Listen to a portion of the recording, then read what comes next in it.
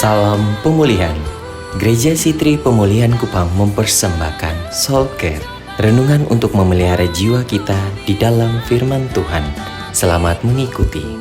Ayat 38, lalu katanya kepada mereka, hatiku sangat sedih seperti mau mati rasanya, tinggallah di sini, berjaga-jagalah dengan aku. Tangkap ini, yang dia minta ini sahabat, yang dia minta ini orang yang dekat dengan dia. Jaga dan beta, temani beta, peka, lihat, pandang baik-baik, jangan terlena. Di titik ini saya butuh kalian, berjaga-jagalah dengan aku. Ayat yang ke-40, setelah ia kembali kepada murid-muridnya itu, 3 orang mendapati mereka sedang tidur dan berkata kepada Petrus, tidakkah kamu sanggup berjaga-jaga 1 jam dengan aku? Ayat 41, berjaga-jagalah. Jadi berulang kali di momen yang berat, di momen yang sulit ini, di momen persimpangan, di momen pemerasan ini, Yesus mengajarkan satu hal, sama-sama berjaga-jaga. Berjaga-jaga adalah sadar, awas, menilai dan melihat keadaan dan tahu apa yang sedang terjadi di sekeliling. Yesus meminta kepada mereka, berjaga-jagalah dengan aku. Yesus berulang kali Yesus bilang, berjaga-jagalah dengan aku. Setelah berdoa 1 jam, Yesus kembali, mereka tidur. Yesus bilang, berjaga-jagalah. Kenapa Yesus tidak mengajar yang lain? Mengapa di musim terakhir yang Yesus punya waktu sangat sempit dengan mereka, dia hanya pakai kata ini, berjaga-jaga? Kenapa berjaga-jaga penting? Sebab Alkitab lalu memberikan perumpamaan tentang 5 anak darah yang bodoh dan 5 anak darah yang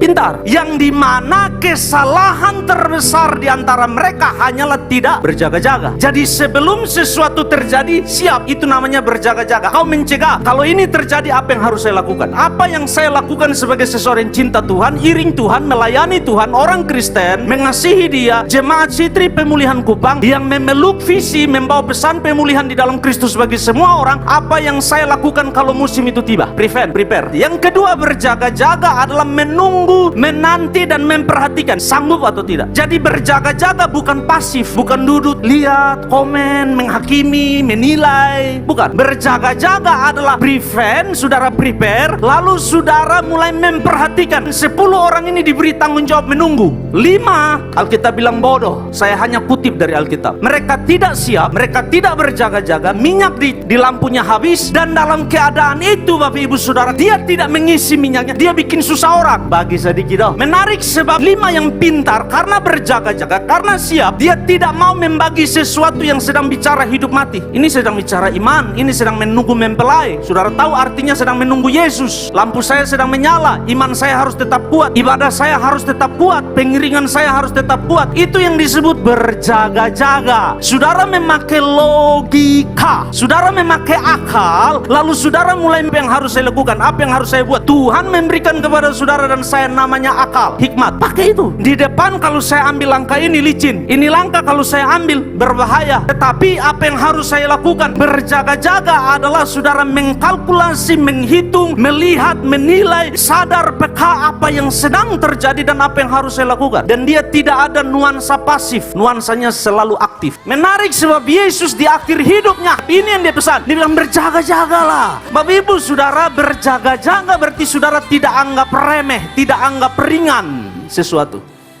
Demikian renungan Soul Care dari Gereja Sitri Pemulihan Kupang. Tuhan Yesus memberkati.